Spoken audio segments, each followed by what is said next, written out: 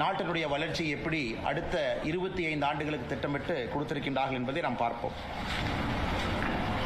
India நம்ம எல்லோருக்கும் கூட தெரியும், கடந்த ஒரு 10 ஆண்டுகளாக, குறிப்பாக கடந்த ஒரு 3 ஆண்டுகளாக உலகத்தினுடைய வேகமாக வளரக்கூடிய பொருளாதார நாடாக மாறியிருக்கின்றோம்.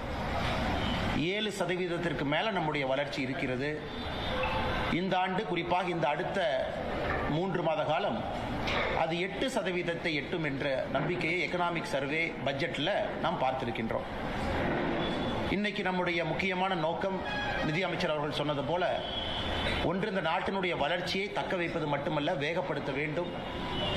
அதே நேரத்தில் கர்த்தவ்யா என்கின்ற வார்த்தையை பயன்படுத்தி இருக்கின்றார்கள். 3 கடமை. என்ன கடமையை செய்யணும்னா, முதல் கடமை என்பது நாட்டினுடைய வளர்ச்சி இன்னும் வேகமாக இருக்கணும்.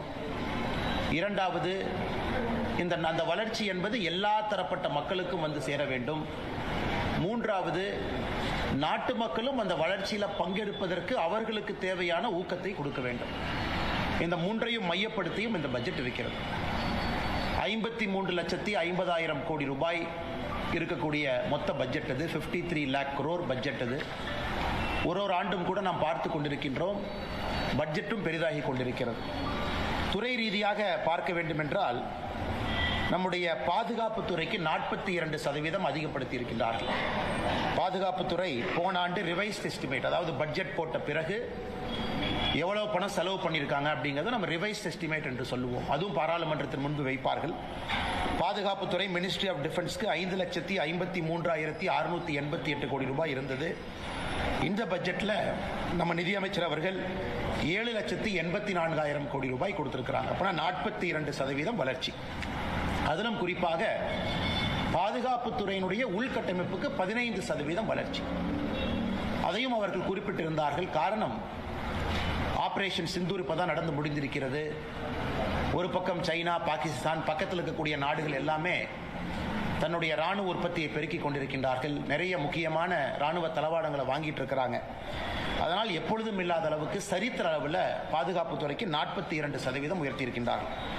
அதே போல ரோட் டிரான்ஸ்போர்ட் அண்ட் ஹைவேஸ் 8% உயர்வு, ரயில்வேஸுக்கு 10% உயர்வு, கல்வி 14% உயர்வு, சுகாதாரத்துறை ஹெல்த் அண்ட் ஃபேமிலி வெல்ஃபேர் 9% உயர்வு, ஹவுசிங் அண்ட் அர்பன் அஃபேர்ஸ் 50% உயர்வு, நியூ அண்ட் ரெனியூவபிள் எனர்ஜி 30% உயர்வு, லேபர் அண்ட் எம்ப்ளாய்மெண்ட் 157% உயர்வு, மினிஸ்ட்ரி ஆஃப் பவர் எரிசக்தி 39% உயர்வு, உமன் அண்ட் சைல்டு டெவலப்மெண்ட் 16% உயர்வு. எந்த அடிப்படையில் பார்த்தாலும் கூட உள்கட்டமைப்புக்கு அதிக முக்கியத்துவம் கொடுத்திருக்கக்கூடிய பட்ஜெட்டாக இருக்கிறது. 12,20,000 கோடி ரூபாய் உள்கட்டமைப்புக்கு நம்முடைய நிதி அமைச்சர் அவர்கள் ஒதுக்கி இருக்கின்றார். இந்த உள்கட்டமைப்புக்கு ஒதுக்கக்கூடிய நிதி என்பது ரொம்ப முக்கியமானது. தமிழகத்தில் இருக்கக்கூடிய பட்ஜெட்டையும் நம்ம பார்க்கிறோம். குறிப்பாக திராவிட முன்னேற்ற கழகத்தினுடைய அரசு அது 4 லட்சம் கோடி ரூபாய் பட்ஜெட்டாக இருந்தாலும் கூட செலவினங்கள் அதிகமாகவும், கடனை கட்டுவதற்கு நாம் கொடுக்கக்கூடிய வட்டி அதிகமாகவும் இருக்கக்கூடிய பட்ஜெட்டாகத்தான் இருக்கு. அதில் குறிப்பாக கேபிட்டல் எக்ஸ்பெண்டிச்சர், உள்கட்டமைப்பு, வரக்கூடிய சந்ததிகளுக்கு நம்ம ரோடு கட்டக்கூடிய, பில்டிங், போர்ட்டு, ஏர்போர்ட், அது கொடுக்கக்கூடிய பணம் எப்பொழுதுமே குறைவு தான் தமிழ்நாடு அரசனுடைய பட்ஜெட்டை பொறுத்த வரைக்கும். இன்னைக்கு மத்திய அரசு ஒரு ஆண்டும் கூட உயர்த்திக்கிட்டே போறாங்க. போன ஆண்டு 11 லட்சம் கோடியாக இருந்தது. இந்த ஆண்டு 12,20,000 கோடி ரூபாயாக இந்த உள்கட்டமைப்புக்கான நிதியை ஒதுக்கி இருக்கின்றார்கள். இதில் முக்கியமாக தமிழக மக்கள், நம்முடைய சொந்தங்கள் கூர்ந்து கவனிக்க வேண்டியது, இந்த ஆண்டு இன்னொரு ஆண்டும் வித்தியாசமான ஆண்டும் கூட. காரணம், பினான்ஸ் கமிஷனுடைய அறிக்கையை மத்திய அரசுக்கு எக்கனாமிஸ்ட் அரவிந்த் பனகிரியா அவர்கள் கொடுத்திருக்கிறாங்க. இந்த பினான்ஸ் கமிஷன் என்பது ஒரு 5 ஆண்டும் கூட மாநில அரசுக்கும் மத்திய அரசுக்கும் இருக்கக்கூடிய நிதி பகிர்வை பற்றி பேசக்கூடிய ஒரு முக்கியமான அம்சம். ஸோ இன்னைக்கு நம்முடைய பாராளுமன்றத்தின் முன்பு பிப்ரவரி 1ஆம் தேதி வைக்கப்பட்டிருக்கக்கூடிய பினான்ஸ் கமிஷனுடைய அறிக்கை என்பது அடுத்த 5 ஆண்டு காலம் மத்திய அரசுக்கும் மாநில அரசுக்கும் இருக்கக்கூடிய நிதி பகிர்வை பற்றி பேசக்கூடிய அறிக்கை. அரவிந்த் பனகிரியா அவருடைய குழு அளித்திருக்கக்கூடிய 16வது பினான்ஸ் கமிஷனுடைய அறிக்கையை மத்திய அரசு முழுமையாக ஏற்றுக்கொண்டிருக்கின்றார்கள். அதையும் கூட பிப்ரவரி 1ஆம் தேதி பாராளுமன்றத்தில் நிதியமைச்சர் அவர்கள் தெரிவித்திருக்கின்றார். இந்த 16வது பினான்ஸ் கமிஷன்ல என்ன முக்கியமான அம்சம்னாங்க, டிவிசிபிள் டாக்ஸ் பூல், அதாவது மாநிலத்தில் நாம் எல்லோருமே கட்டக்கூடிய வரி, அது இன்கம் டேக்ஸாக இருக்கட்டும், மாநிலத்திலிருந்து போகக்கூடிய எல்லா வரியாக இருக்கட்டும், அதை மத்திய அரசு அந்த பூலை எப்படி டிவைட் பண்ணி ஒரு மாநிலத்துக்கு கொடுக்கறாங்க அப்படிங்கிறது டிவிசிபிள் டாக்ஸ் பூல். மோடி ஐயா அவர்கள் ஆட்சிக்கு வருவதற்கு முன்பு 2014க்கு முன்பு அந்த நிதி பகிர்வு என்பது 32 விழுக்காடு இருந்துச்சு. அந்த டிவிசிபிள் டாக்ஸ் பூல்ல 32% என்பது எல்லா மாநிலத்துக்கும் பிரிச்சு கொடுப்பாங்க. அது மோடி ஐயா அவர்கள் வந்த பிறகு 15th finance commission, 14th finance commission, 15th finance commission, 2 கமிஷன்லும் கூட கடந்த 10 ஆண்டு காலமாக அது 41+1 42 விழுக்காடாக உயர்ந்திருக்கிறது. 41 விழுக்காடு எல்லா மாநிலத்துக்கும், 1 விழுக்காடு என்பது ஜம்மு அண்ட் காஷ்மீர் மாநிலத்திற்கும் 42 விழுக்காடு பிரித்து கொடுக்கறாங்க. இந்த 16வது ஃபினான்ஸ் கமிஷன்லையும் அதே 42 விழுக்காடு மெயின்டைன் பண்ணியிருக்கிறாங்க. 41 விழுக்காடு மாநிலத்துக்கெல்லாம், 1 விழுக்காடு ஜம்மு அண்ட் காஷ்மீர். அதுல மிக முக்கியமாக எப்படி அந்த பணத்தை பிரிச்சு கொடுக்கிறோம் அப்படிங்கிற ஃபார்முலால ஒரு மாற்றத்தை கொண்டு வந்திருக்கின்றார்கள். ரொம்ப காலமா தமிழ்நாட்டில் நம்ம எல்லோரும் கேட்டுக்கொண்டிருக்கின்றோம், ஒரு மக்கள் தொகையை அடிப்படையாக வச்சு நீங்க கொடுத்தாலும் கூட தமிழ்நாடு போன்ற ஆரோக்கியமான மாநிலத்தில், அதிக வரி கட்டக்கூடிய மாநிலத்தில், இந்த நாட்டினுடைய வளர்ச்சிக்கு அதிகமாக பங்கெடுக்கக்கூடிய ஒரு மாநிலத்திற்கும் மரியாதை கொடுத்து அந்த ஃபினான்ஸ் கமிஷனுடைய ஃபார்முலா அதை ரிஃப்ளெக்ட் பண்ணணும்னு நம்ம ரொம்ப நாளாக கேட்டுக்கிட்டு இருந்தோம். இன்னைக்கு அந்த ஃபினான்ஸ் கமிஷனுடைய குழு நமக்கு அங்கீகாரம் கொடுத்திருக்கிறாங்க. ஸோ இதற்கு முன்பு இருக்கக்கூடிய finance commission, 15th finance commission எடுத்துக்கிட்டீங்கன்னா, மக்கள் தொகை 1971, 2011 2 மக்கள் தொகை சென்சஸ் இருக்கு. அது 15th ஃபினான்ஸ் கமிஷன்ல இருந்து 71 மக்கள் தொகை அவங்க விட்டுட்டாங்க. 2011க்கு மட்டும் வந்திருக்கிறாங்க. அது அட்வான்டேஜ் ஃபார் தமிழ்நாடு. 15 விழுக்காடு மக்கள் தொகைக்கும், ஒரு மாநிலத்தினுடைய ஏரியா எந்த அளவுக்கு விஸ்தாரம் நமக்கு இருக்கு, ஜியோகிராபிக்கல் ஏரியா, அதற்கு 15 விழுக்காடு. குறிப்பாக ஒரு மாநிலத்தினுடைய ஆவரேஜ் ஜிஎஸ்டிபி, ஒரு மாநிலத்தினுடைய ஒரு வருமானம் என்பது எந்த அளவுக்கு பகிர்ந்து இருக்கிறாங்க, பணக்காரங்களுக்கும் ஏழைக்கும் இருக்கக்கூடிய வித்தியாசம், அதற்கு 45 விழுக்காடு முக்கியத்துவமும், ஒரு மாநிலத்தில் எந்த அளவுக்கு ஃபாரஸ்ட் கவர் இருக்கு, எந்த அளவுக்கு இயற்கையை நாம் பாதுகாக்கின்றோம், அதற்கு 10%, டோட்டல் ஃபர்டிலிட்டி ரேட், நான் சொல்வது இதற்கு முன்பைய ஃபினான்ஸ் கமிஷன், அதுக்கு 12.5, டாக்ஸ் ஃபிஸ்கல் எஃபர்ட், எந்த அளவுக்கு நாம டாக்ஸ் கட்டுறோம் 2.5. இன்னைக்கு அது முழுவதுமாக மாறி மக்கள் தொகைக்கு இந்த 16 ஃபினான்ஸ் கமிஷன்ல மக்கள் தொகைக்கு 17.5 விழுக்காடு. டெமோகிராபிக் பெர்ஃபார்மன்ஸ், அதாவது எந்த அளவுக்கு நாம மக்கள் தொகையை கட்டுப்படுத்தி இருக்கின்றோம், எந்த அளவுக்கு நாம டோட்டல் ஃபர்டிலிட்டி ரேட்டை 2.1 பக்கம் மெயின்டைன் பண்றோம், அதற்கு 10%, ஒரு விஸ்தாரம் ஏரியாவுக்கு 10%, இயற்கை வளம் அதற்கு 10%, பெர் கேபிட்டா ஜிஎஸ்டிபி டிஸ்டன்ஸ், பணக்காரங்களுக்கும் ஏழைக்கு இருக்கக்கூடிய வித்தியாசம் 42.5%. மிக முக்கியமாக நாட்டினுடைய வளர்ச்சிக்கு ஒரு மாநிலம் எவ்வளவு கான்ட்ரிபியூட் பண்றாங்க, அது 10% கொடுத்து இந்த 100% ஃபார்முலாவை ரிலீஸ் பண்ணியிருக்கிறாங்க. அதனால எதிர்க்கட்சி நண்பர்கள், நானும் 2 நாட்களாக பார்க்கின்றோம், பாரதிய ஜனதா கட்சியின் சார்பாக சொல்ல வேண்டும் என்றால், யாரும் கூட இந்த 16வது ஃபினான்ஸ் கமிஷனை பத்தி யாரும் கூட ஒரு குற்றமோ குறையோ குறைபாடோ சொல்லும் இல்லாத அளவுக்கு எல்லோருமே ஏற்றிருக்கிறாங்க. இதுல குறிப்பா பார்க்கணும்னா உத்தரப்பிரதேசம், ராஜஸ்தான் அவர்களுக்கு வரக்கூடிய ஃபார்முலா படி குறைஞ்சிருக்கு. சதர்ன் ஸ்டேட், தென் மாநிலங்கள், நம்ம எல்லோருக்குமே இந்த புது ஃபார்முலா படி நாம ஏறி இருக்கு, நிதி பகிர்வு என்பது ஏறி இருக்கு. இதை நாம் எல்லோரும் கூட வரவேற்க வேண்டிய ஒரு விஷயம். அதனால்தான் நிதி அமைச்சர் அவர்கள் நேற்று பட்ஜெட்ல எல்லா மாநிலக்கும் கொடுக்கக்கூடிய உடனடி நிதி பகிர்வாக, அர்பன் லோக்கல் பாடி, பஞ்சாயத்து, மாநில அரசுக்கு வரக்கூடிய நிதி பகிர்வு 1,24,000 கோடி உடனடியாக இந்த பட்ஜெட்ல அவங்க ரிலீஸ் பண்ணியிருக்கிறாங்க. அதை தாண்டி அன்பு சொந்தங்களே, ஒரு பட்ஜெட் நாம ரிலீஸ் பண்ண பிறகு அதை எதிர்க்கட்சி நண்பர்கள் குற்றம் சாட்டுவது வாடிக்கை தான், அது புதுசு ஒன்றும் கிடையாது. அதே போல வழக்கமாக நம்முடைய முதலமைச்சர் ஐயா ஸ்டாலின் அவர்கள், காங்கிரஸ் கட்சியினர், ஐயா வைகோ அவர்கள் எல்லோருமே குற்றம் சுமத்தி இருக்கிறாங்க. அந்த குற்றத்தில் எந்த அளவுக்கு ஆதாரபூர்வமான உண்மை இருக்கு அப்படிங்கிறது இந்த நேரத்தில் பார்ப்போம். இன்னைக்கு இந்த பட்ஜெட்டை பொறுத்த வரைக்கும் நிர்மலா சீதாராமன் அவர்கள் 7 ஃப்ரான்டியர் ஸ்ட்ராட்டஜிக் செக்டருக்கு முக்கியத்துவம் கொடுத்திருக்கிறாங்க. 7 முக்கியமான விஷயத்துக்கு, முக்கியமான அம்சத்துக்கு அவங்க உடனடியாக அதற்கு ஒரு இம்பெட்டஸ், ஒரு புஷ் கொடுத்திருக்கிறாங்க. அடுத்து வரக்கூடிய 20 ஆண்டுகளுக்கு இது சிறப்பாக இருக்க வேண்டும் என்று. அதன்படி நாம பார்க்கிறோம் அப்படின்னா, தமிழ்நாட்டை பொறுத்தவரை நமக்கு கொடுத்திருக்கக்கூடிய ஸ்ட்ராட்டஜிக் செக்டர்ஸ் என்ன, முக்கியமான செக்டருக்கு நமக்கு அனுகூலம் இருக்கும். முதல் முக்கியத்துவம் எது கொடுத்திருக்காங்கன்னா, பயோ ஃபார்மா கொடுத்திருக்கிறாங்க. இன்னைக்கு நாம வால்யூம்ல இருந்து வேல்யூக்கு போகணும் அப்படிங்கறதுக்காக நாம் இன்னைக்கு உலகத்தினுடைய ஜெனரிக் மெடிசனுடைய தலைநகரமா இருக்கிறோம். இன்னைக்கு பயோஃபார்மா சக்தி அப்படிங்கிற ப்ரோக்ராம்ல 10,000 கோடி ரூபாய் ஒதுக்கி இந்தியாவில் இருக்கக்கூடிய ஹைதராபாத், சென்னை போன்ற எல்லாமே இன்னைக்கு யாருக்கிட்ட எல்லாம் நாம மருந்து துறையில முன்னணியில் இருக்கிறோமோ இதை பயன்படுத்தி பயோஃபார்மா சக்தியை பயன்படுத்தி நாம் இன்னைக்கு மேனுஃபேக்சரிங் ஹப்பை உருவாக்குவதற்கான முயற்சி எடுத்திருக்கிறாங்க. செமிகண்டக்டர் மிஷன் 1, இன்னைக்கு செமிகண்டக்டர் மிஷன் 2. இன்னைக்கு நம்முடைய படித்த இளைஞர்களுக்கு வேலை வாய்ப்பை உருவாக்கி கொடுக்கணும். செமிகண்டக்டர் மிஷனுக்கு 40,000 கோடி ரூபாய் கொடுத்திருக்கிறாங்க. நம்ம வெறும் ஃபேப்ரிகேஷன் மட்டும் இல்ல, முழு இந்தியன் புரோட்டோகால் கம்ப்ளீட் ஸ்டாக் நம்ம பில்ட் பண்ண போறோம்.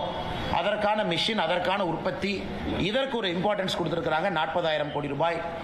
Electronic component manufacturing scheme ECMS, எப்படி PLI ப்ரொடக்ஷன் லிங்க்ட் இன்சென்டிவ்ல தமிழ்நாடு முதல் மாநிலமா இந்தியாவில் இருக்கும். ஆப்பிள் போன்ற பெரிய பெரிய நிறுவனங்கள் தமிழ்நாட்டுக்கு PIL மூலமா வந்திருக்கிறாங்க, PLI மூலமா.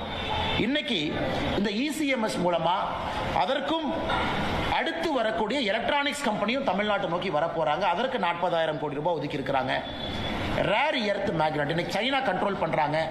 நம்ம ஓட்டக்கூடிய கார்ல இருந்து எல்லாத்துக்குமே இன்னைக்கு ரேர் எர்த் மேக்னெட்ஸ் வேணும். மொத்தமா ரேர் எர்த் என்று சொல்றோம்னா அரிதாக கிடைக்கக்கூடிய சில பொருட்கள். அதை light rare earth, heavy rare எர்த்னு சொல்றாங்க. தமிழ்நாடு, ஆந்திரா, ஒரிசா இந்த 3 மாநிலங்கள், கர்நாடகா இந்த 4 மாநிலங்கள் இன்னைக்கு இந்தியாவில் அதிகமாக ரேர் எர்த் மினரல்ஸ் வச்சிருக்கக்கூடிய மாநிலமா வச்சு இருக்கிறோம். நமக்கு செப்பரேட்டா ஒரு காரிடார் அமைச்சு கொடுத்திருக்கிறாங்க. இதுல rare earth corridor, promotion, production எல்லாமே அதிகமா செய்ய வேண்டும் என்று. கெமிக்கல் கூட நம்ம இம்போர்ட் தான் அதிகமா பண்றோம். அதற்காக ஒரு முக்கியத்துவம் கெமிக்கலுக்கு கொடுத்திருக்கிறாங்க. Chemical park, dedicated chemical park 3 park announce பண்ணியிருக்கிறாங்க. எந்த மாநிலம் என்று சொல்லவில்லை. தமிழகம் போட்டி போட்டு நாம் அதை வாங்கணும். Tool room, equipment manufacturing, container இதையெல்லாம் உருவாக்குவதற்காக 10,000 கோடி ரூபாய் கொடுத்திருக்கிறாங்க.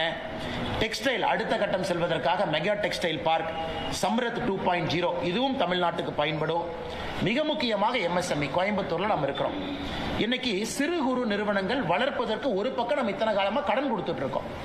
அவங்களுக்கு கடன் வருது, அதை அவங்க வாங்குறாங்க, பயன்படுறாங்க. இன்னைக்கு அவங்களுடைய மூலதனம், கேபிட்டல், ஈக்விட்டி அதற்கு கொடுப்பதற்காக இந்த பட்ஜெட்ல முதலாக அதற்கு ஒரு 10,000 கோடி ரூபாய் ஒதுக்கி இருக்கிறாங்க. இப்ப ஒரு நிறுவனம் ஆரம்பிக்கணும், மூலதனத்திலே அரசு பங்கெடுப்பதற்காக ஈக்விட்டி இன்ஃபியூஷன் 10,000 கோடி.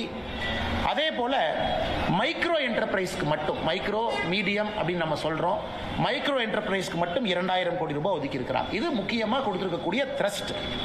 இது நாம் எல்லோரும் புரிந்து கொள்ள வேண்டும். இதை தமிழ்நாடு முழுமையாக இதை பயன்படுத்தி அடுத்த கட்ட இளைஞர்களுக்கான வேலை வாய்ப்பை இது மூலமாக மட்டும்தான் உருவாக்க முடியும்.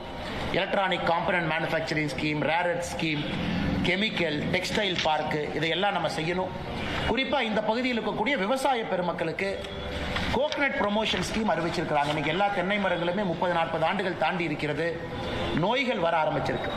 இன்னைக்கு புதிதாக அவர்கள் தேங்காய் கன்று நடுவதற்கு 1 கோடி விவசாயிகள், அதை இருக்கக்கூடிய தென்னை மரத்தினுடைய உற்பத்தியை பெருக்குவதற்கு அல்லது புதிய தென்னங்கன்றை வாங்குவதற்கு 1 கோடி விவசாயிகளுக்கு இன்னைக்கு நம்ம கோகனட் ப்ரொமோஷன் ஸ்கீமை நாம் அறிவிச்சிருக்கிறோம். அதே போல நம்முடைய பொள்ளாச்சி பகுதியில் கொக்கோ, நம்முடைய கடலூர் பகுதியில் முந்திரி, இதையெல்லாம் 2030க்குள்ள இந்தியாவில் இந்தியன் கொக்கோ, இந்தியன் கேஷ்யூ இதை பிராண்டிங்காக அதுக்கு ஒரு ஸ்கீம் அனௌன்ஸ் பண்ணியிருக்கிறாங்க. இதையெல்லாம் கூட நம்ம நிச்சயமா வரவேற்கணும். அதே நேரத்தில் மகளிர் சுயஉதவி குழு தமிழ்நாட்டில் அதிகமாக இருக்கிறோம்.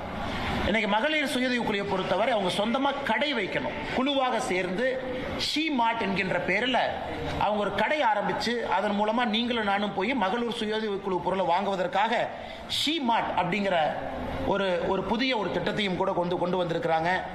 ஸ்டெம் இன்ஸ்டிடியூட்ஸ், ஒரு மாவட்டத்திற்கு ஒரு கேர்ள்ஸ் ஹாஸ்டல்.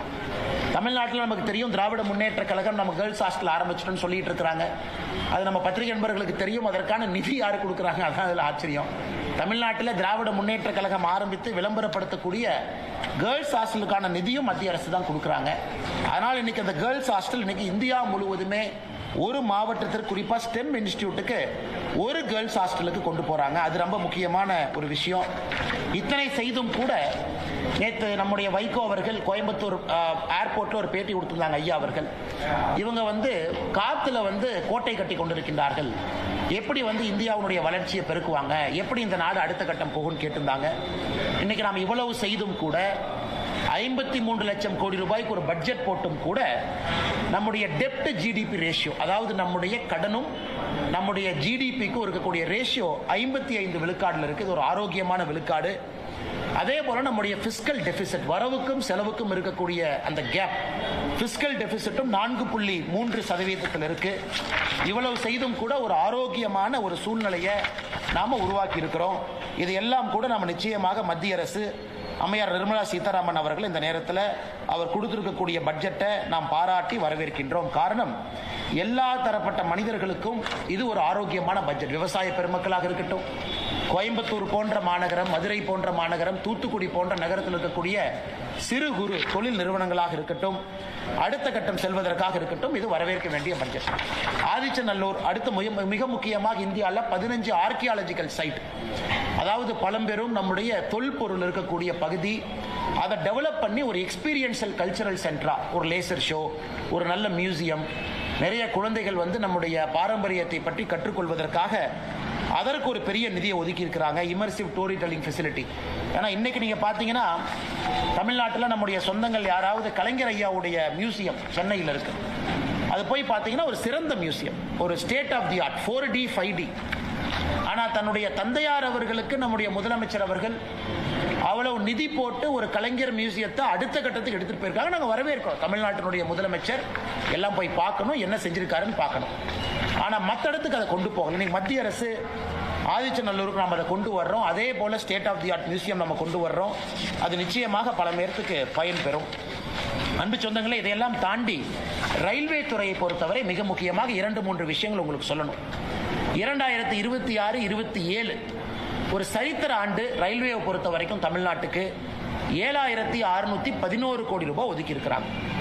இதை ஒரு பெர்ஸ்பெக்டிவ்ல, ஒரு உதாரணத்துக்கு சொல்லணும்னா, யூபி அரசு காங்கிரஸ் ஆட்சியினுடைய கடைசி பட்ஜெட் அவங்க போட்டப்ப தமிழகத்திற்கு மொத்தமா 2009 14 வரை கடந்த 5 ஆண்டுகள் அவங்களுடைய கடைசி 5 ஆண்டுகள் 879 கோடி கொடுத்திருந்தாங்க. ஆனா இந்த ஒரு ஆண்டுல மட்டும் ரயில்வே பட்ஜெட் 7611 கோடி. இன்னைக்கு தமிழ்நாட்டில் எவ்வளவு ரயில்வே வேலைகள் நடந்து கொண்டிருக்குன்னு கேட்டீங்கன்னா 35,701 கோடி ரூபாய் பொறுமானமான வேலைகள் நடந்து கொண்டிருக்கிறது. 77 ஸ்டேஷன் அமிர்த் ஸ்டேஷனாக இன்னைக்கு டெவலப்மெண்ட் போயிட்டு இருக்கு. அதுக்கு 3147 கோடி ரூபாய். 18 ரயில்வே ஸ்டேஷனை முழுமையாக நம்ம வேலையை முடிச்சிருக்கோம். சிதம்பரம், மன்னார்குடி, போலூர், மணப்பாறை, சின்ன சேலம் வரைக்கும். பொள்ளாச்சி ஜங்ஷன் ஃபேஸ் 2 வேலைகள் நடந்து கொண்டிருக்கிறது. வந்தே பாரத் தமிழ்நாட்டில் 9 பேர் வந்தே பாரத்தினுடைய சர்வீஸ் இருக்கு. அமிர்த் பாரத் 9 பேர் இருக்கு. இன்னைக்கு அடுத்த கட்டம் ரயில்வே எடுத்துட்டு போயிருக்கிறாங்க. 16 லட்சம் கோடி ரூபாய் ஒதுக்கி இருக்கிறாங்க. ஹை ஸ்பீட் ரயில் நெட்வொர்க் 16 லட்சம் கோடி. இன்னைக்கு நாம வேறு யூரோப்பிய நாடுகளுக்கெல்லாம் போறோம். அதிகமா மக்கள் மிக வேகமாக ரயில்வே சேவையில போறாங்க. எப்படி ரயில்வேயை மாடர்னைஸ் பண்ணி அதை எலக்ட்ரிபிகேஷன் பண்ணி அப்புறம் நாம வந்தே பாரத், அமிர்த் பாரத் கொண்டு வந்து இன்னைக்கு அடுத்த கட்டத்தை நோக்கி இந்தியா நகருது.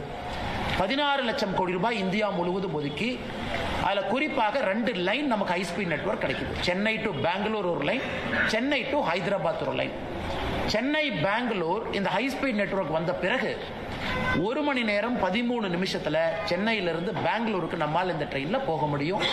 ஸ்பீடு கிட்டத்தட்ட 300 கிலோமீட்டர் தாண்டி 320 கிலோமீட்டர் தாண்டி பெர் ஹவர் இந்த ஸ்பீடு இருக்கும்.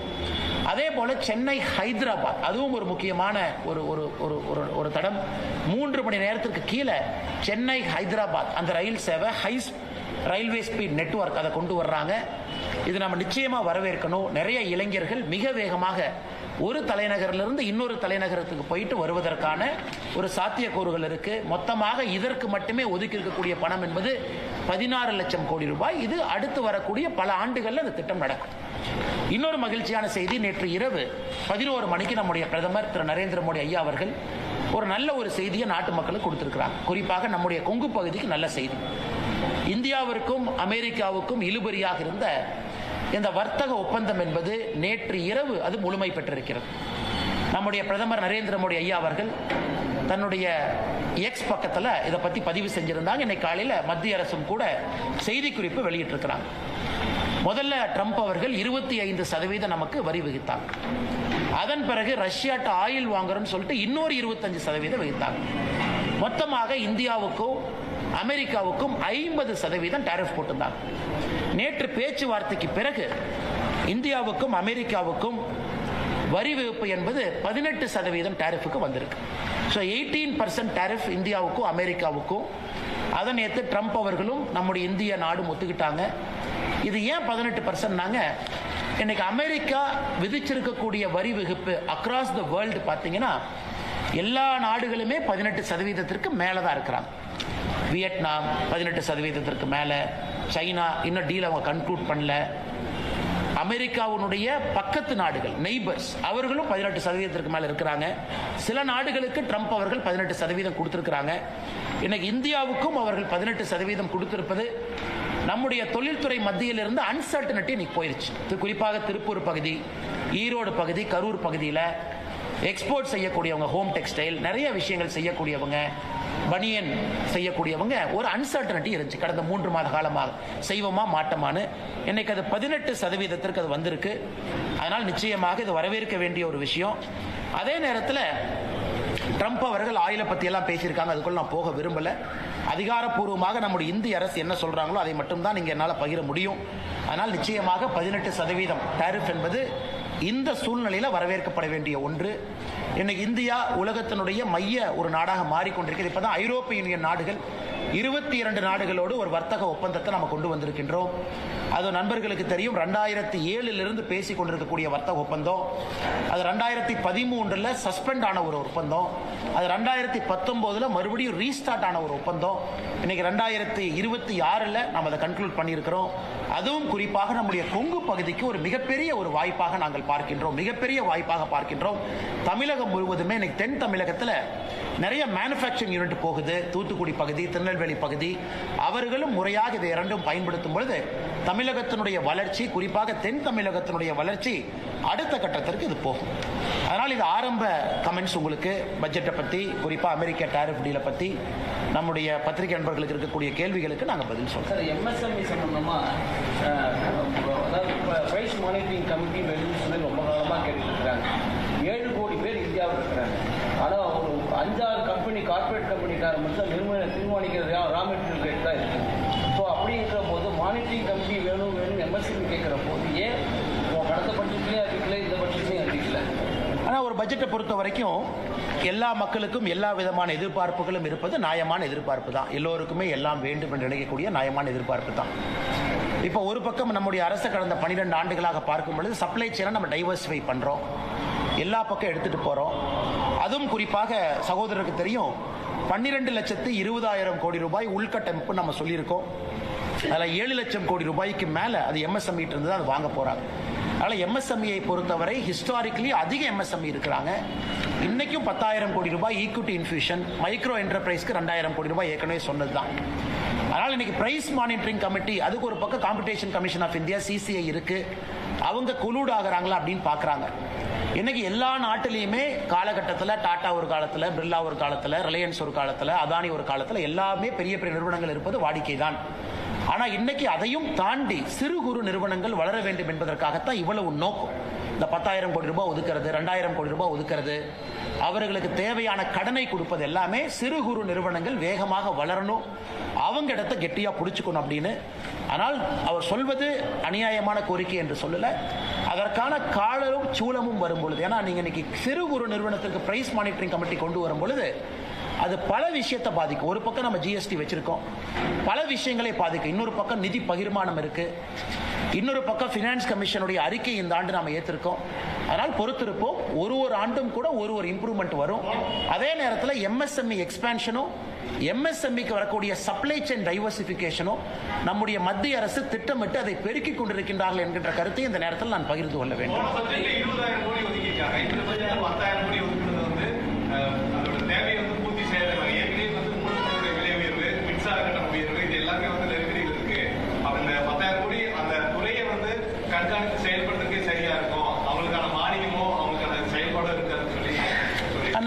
நம்ம எம்எஸ்எம்இக்கு கொடுக்கக்கூடிய கடன் என்பது எந்த விதத்திலும் கூட அது குறையல, அது வழக்கம் போல அது வந்துகிட்டே தான் இருக்கு.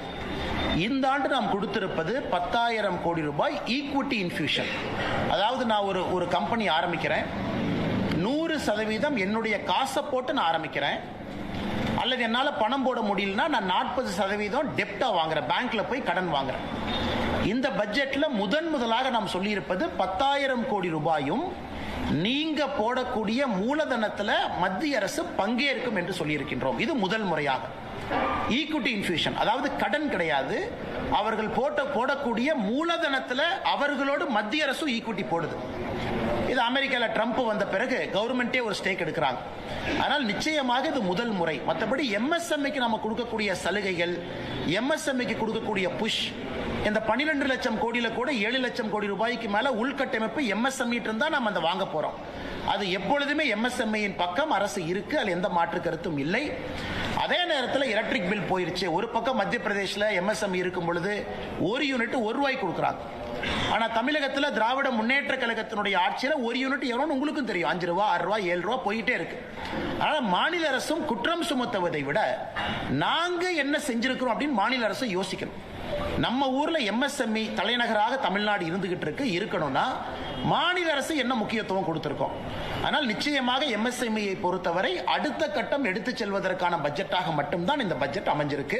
குறிப்பாக எம்எஸ்எம்இ நண்பர்களுக்கு இன்னொன்று நம்ம சொல்லிக்கொள்ள விரும்புகிறோம். இந்தியா ஐரோப்பிய யூனியன் டீல் அது எம்எஸ்எம்இ பெனிஃபிட் ஆகும். India America deal MSME benefit ஆகும். நாம் வந்த பிறகு மத்திய நாடுகளோடு, குறிப்பாக மிடில் ஈஸ்ட் கண்ட்ரீஸோடு நம்ம டீல் போட்டிருக்கோம். கொரியா, ஜப்பானோடு நம்ம எக்கனாமிக் கோஆபரேஷன் அக்ரிமெண்ட் கொண்டு வந்திருக்கோம். கனடாவோடு கொண்டு வந்திருக்கிறோம். இது எல்லாமே இங்க இருக்கக்கூடிய எம்எஸ்எம்இ அடுத்த கட்டம் செல்லும் பொழுது மட்டும்தான் அவங்களுக்கு பயன் கிடைக்கும். அதற்கான முயற்சியும் நம்முடைய அரசு எடுத்துக்கொண்டிருக்கிறது.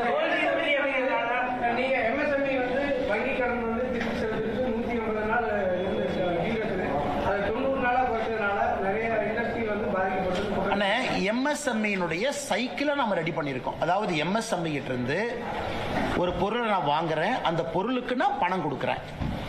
அந்த பணம் கொடுக்கக்கூடிய சைக்கிள் இன்னைக்கு எம்எஸ்எம்இக்கு அட்வான்டேஜாகத்தான் மத்திய அரசு மாற்றி இருக்கு. கிரெடிட் சைக்கிள் நம்ம சொல்லுவோம். இன்னைக்கு நான் எம்எஸ்எம்இ போய் ஒரு பொருளை வாங்கிக்கிட்டு 3 மாசம் கழிச்சு பணம் கொடுக்கலாம், 4 மாசம் கழிச்சு பணம் கொடுக்கலாம். அந்த பணத்தை குறிப்பிட்ட காலகட்டத்துக்குள்ள நீங்க கொடுக்கணும். கொடுக்கலனா யாரு நான் பணம் கொடுக்கணுமோ எனக்கு அவங்க பெனால்டி போடுறாங்க. இது கண்டிப்பா எம்எஸ்எம்இ லாபம் தானே, இல்லை எந்த விதமான மாற்றமும் கிடையாது. அதே நேரத்தில் திரும்ப நான் கேட்பது, இந்தியா வளரும் பொழுது எம்எஸ்எம்இ வளரலின்னு யாரும் குற்றம் சுமத்த முடியாது. எம்எஸ்எம்இ ஒரு பக்கம் அதிகமாயிட்டு இருக்கிறாங்க. நாட்டினுடைய பொருளாதாரம் 7% மேல வளருது. அப்ப எந்த எம்எஸ்எம்இ வளரலின்னு யாரும் சொல்றாங்க? போன வருஷத்தை விட இந்த வருஷம் டர்ன் ஓவர் அதிகம் தான். போன வருஷத்தை விட இந்த வருஷம் மார்க்கெட் பெருசாகிட்டு இருக்கு. உங்களுக்கு இத்தனை டீல் நான் சொல்றேன். அதனால இது எதிர்க்கட்சி நண்பர்கள் அவங்க எம்எஸ்எம்இக்கு என்ன பண்றாங்கன்னு தான் நான் குறிப்பிட்டு கேட்கிறேன். கரண்ட் விலையை குறைச்சிங்களா? எம்எஸ்எம்இக்கு ஒரு டாக்ஸ் சப்சிடி கொடுத்தீங்களா? இன்னைக்கு நாம சொல்றோம் டேட்டா சென்டர் இந்தியாவில் நீங்க வச்சீங்க அப்படின்னா 2047 வரைக்கும் டாக்ஸ் ஹாலிடே. 2047 வரைக்கும் ₹1 வரி கட்ட வேண்டாம். ஆனா இந்தியாவில் டேட்டா சென்டர் கொண்டு வாங்க. நம்முடைய மத்திய அரசை பொறுத்த வரைக்கும் நாம் நன்றாக புரிந்து கொள்ள வேண்டும். ஒரு மாநில அரசு மாதிரி சுருக்கமாக ஒரு மாநிலத்தை மட்டும் பார்த்து அவங்க போட முடியாது. பக்கத்து நாடுகள் எவ்வளவு காம்படேட்டிவா இருக்காங்க, அந்த நாட்டினுடைய வளர்ச்சி பாதை எப்படி இருக்கு, இன்னைக்கு அதை மிஸ் பண்ணிட்டோம் அப்படின்னா அடுத்த 20 ஆண்டுகள்ல இந்தியா எப்படி இருக்கும், இதெல்லாத்தையும் யோசிச்சு தான் மத்திய அரசு ஒரு பட்ஜெட்டை போடுறாங்க.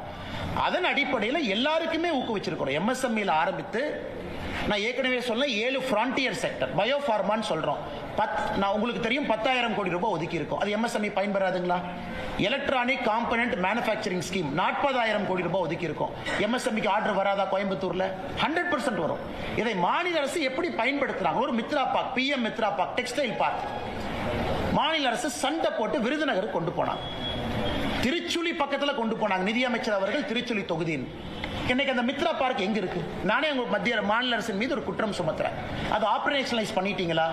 25,000 பேத்துக்கு அந்த வேலை வாய்ப்பை உருவாக்கி இருக்கணும். விருதுநகர் பக்கத்துல பண்ணிட்டீங்களா? இல்ல. போட்டி போட்டு எடுத்துட்டு போறீங்க. அடிக்கல் நாட்டுக்கே 1 வருஷம் எடுத்துக்கிறீங்க. இவ்வளவு காலம் தாழ்ந்த ஒரு விஷயத்தை நீங்க செஞ்சீங்கன்னா இன்னைக்கு 3 கொடுக்குறாங்க. கெமிக்கல் ஃபெசிலிட்டி 3 ஹப் கொடுக்குறாங்க. அதையும் பிளக் அண்ட் பிளே மாடல் போட்டி போட்டு தான் வாங்கணும். எப்படி பிஎம் மித்ரா பார்க்க போட்டி போட்டு மத்திய அரசு கிட்ட சேலஞ்ச் மாடல்ல வாங்கணுமோ, இன்னைக்கு இந்த 3 கெமிக்கல் ஹப்பை கொடுக்குறாங்க. அதையும் போட்டி போட்டு வாங்கணும். அதற்கெல்லாம் இந்த மாநில அரசு தயாரா இருக்கிறாங்களா? இவ்வளவு பணம் வருது. இதையெல்லாம் முழுமையாக தமிழ்நாட்டினுடைய வளர்ச்சிக்கு பயன்படுத்துறாங்களா அப்படிங்கிற குற்றச்சாட்டையும் இந்த நேரத்தில் வைக்க வேண்டிய கடமையும் கட்டாயமும் எங்களுக்கு இருக்கு. அடுத்து உங்கள்கிட்ட வரனே மின்சார சம்பந்தமா சொன்னீங்க. ₹1 பார்த்த மாநிலத்தில் கரண்ட் போடுறாங்க. அவங்க இன்னும் தொழில வளர்ச்சி அடையல. நம்ம தமிழ்நாடு வளர்ச்சி அடைஞ்சிட்டு இருக்கு. அப்படிங்கிறப்ப அந்த டிஃபரன்சியேஷன் நீங்க எப்படி? அண்ணா, நீங்க தமிழ்நாட்டினுடைய பட்ஜெட் 4 லட்சம் கோடி ரூபாய்க்கு போடக்கூடிய பட்ஜெட்டை பாருங்க. நான் நண்பர்கிட்ட கேட்கக்கூடிய ஒரே ஒரு கேள்வி, உள்கட்டமைப்புக்கு தமிழ்நாடு அரசு எவ்வளவு கொடுத்திருக்கிறாங்க சதவீதம் அடிப்படையில்? இன்னைக்கு நாம 53 லட்சம் கோடி பட்ஜெட்ல 12 லட்சம் கோடி உள்கட்டமைப்பு கொடுத்திருக்கோம். ஆல்மோஸ்ட் இன்னைக்கு நாம 25% தாண்டி போயிட்டு இருக்கோம். நல்லா யோசிச்சு பாருங்க, 25% தாண்டி உள்கட்டமைப்பு மட்டுமே அந்த பணத்தை போடுறோம். ஆமா, இந்திய அரசும் கடன் வாங்கி இருக்கு, இந்திய அரசும் வட்டி கட்டணும், அதையும் செஞ்சாகணும். பென்ஷன் கொடுக்கணும், அதையும் செஞ்சாகணும். ஒரு டிபார்ட்மெண்ட்டுக்கும் பணம் கொடுக்கணும், அதையும் செய்யணும். இன்னைக்கு தமிழ்நாடு அரசை பொறுத்தவரை இன்னைக்கு தமிழ்நாடு அரசு போடக்கூடிய பட்ஜெட் உள்கட்டமைப்பு கிடையாது. கடன் வாங்கி 10 லட்சம் கோடி வாங்கியாச்சு. ஒரு ஆண்டும் கட்ட வேண்டிய தொகை அதிகம், கட்ட வேண்டிய வட்டி அதிகம். ஏன்னா தமிழ்நாடு பட்ஜெட்டை பத்தி நான் பேசல, இதை தமிழ்நாடு பட்ஜெட் போட்ட பிறகு நம்ம பிரஸ் மீட்ல தெளிவா பேசுவாங்கன்னா. அப்ப எந்த விதமான கரண்ட் சப்சிடி கொடுக்கலாமே, ஏன் கொடுக்க மாட்டாங்க? அவ்வளவு சப்சிடி கொடுக்கக்கூடிய தமிழ்நாடு அரசு தொழில்துறை வளரும், அதன் மூலமா 4 பேருக்கு வேலை கிடைக்கும், கொடுக்கலாமே, ஏன் கொடுக்க மாட்டாங்க? மத்திய அரசு, மத்திய பிரதேஷ், உத்தரப்பிரதேச பத்தி நம்ம பேசுறோம். அவங்க ₹1 கொடுக்குறாங்க, கரெக்ட். இங்கிருந்து எத்தனை பேர் போறாங்க? எத்தனை பேர் இங்கிருந்து புதுசா எக்ஸ்பான்ஷன் அங்க போறாங்க? எத்தனை பேர் தமிழ்நாட்டில இருந்து குஜராத்துக்கு போய் செமிகண்டக்டர் யூனிட் போட்டிருக்காங்க? அதையெல்லாம் ஏன் இங்க பண்ணல? அதே போல இவர்கள் நடத்துவது வெறும் காட்சி பொருள் மட்டும்தான். 4 பேர் உட்கார்ந்துக்கிறாங்க, வந்தாங்கிறாங்க. 3 நாள் கழிச்சு அதே கம்பெனி இன்னைக்கு ஆந்திராக்கு போகுது, விசாகப்பட்டினம். உலகத்தினுடைய டேட்டா சென்டரா மாறிட்டு இருக்கு. ஏன் அது சென்னை மாறி இருக்கக்கூடாது? கூகுள் ஏன் விசாகப்பட்டினம் போச்சு, ஏன் அது சென்னையில் இருக்கக்கூடாது? அதனால் பட்ஜெட் என்பது எல்லா மாநிலத்திற்கும் பொதுவாக ஒரு ஆப்பர்ச்சுனிட்டி கொடுத்திருக்கிறாங்க. அதுவும் இன்னைக்கு பினான்ஸ் கமிஷனை பத்தி முதலமைச்சர் ஒரு பாராட்டுனாவது கொடுத்திருக்கணும்ல.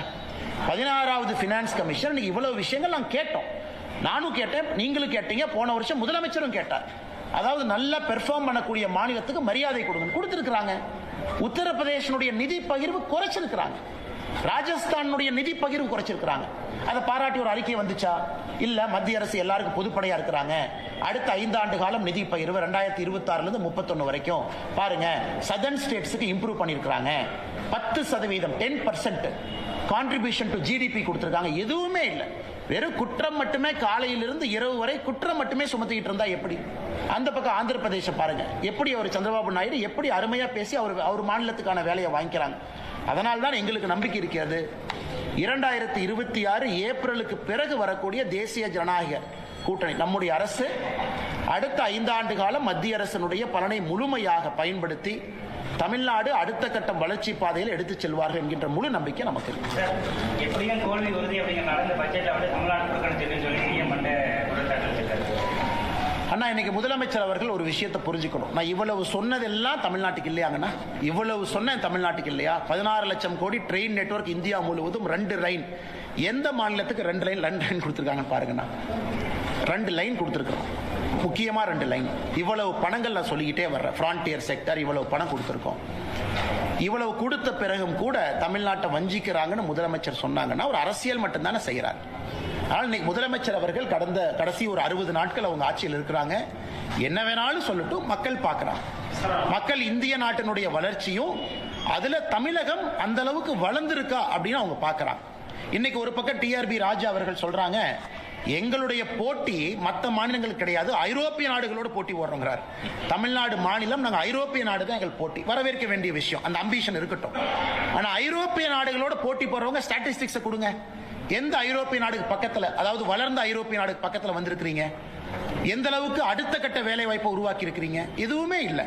இன்னைக்கு சும்மா பேச்சுக்காக அவர்கள் பேசிக் கொண்டிருக்கின்றார்கள். மக்கள் 2 பக்கத்தையும் பார்க்கறாங்க, நம்ம பட்ஜெட்டையும் பார்க்கறாங்க. எனக்கு இன்கம் டாக்ஸ் இதற்கு முன்பு மிகப்பெரிய சலுகை நாம கொடுத்திருக்கோம். 12 லட்சம் ரூபாய் வரைக்கும் யாருக்கு வருமானம் இருக்கோ அவர்களுக்கு நாம 0 டாக்ஸ் பண்ணியிருக்கோம். அதனாலதான் இந்த பட்ஜெட்ல இன்கம் டாக்ஸ் நம்ம கை வைக்கல. ஏன்னா ஒரு பட்ஜெட்லும் இன்கம் டாக்ஸ் ஸ்லாப் மாறும், அதே ஒரு பேசும் பொருள். ஒரு அரை மணி நேரம் இன்கம் டாக்ஸ் பத்தி பேசுவோம்.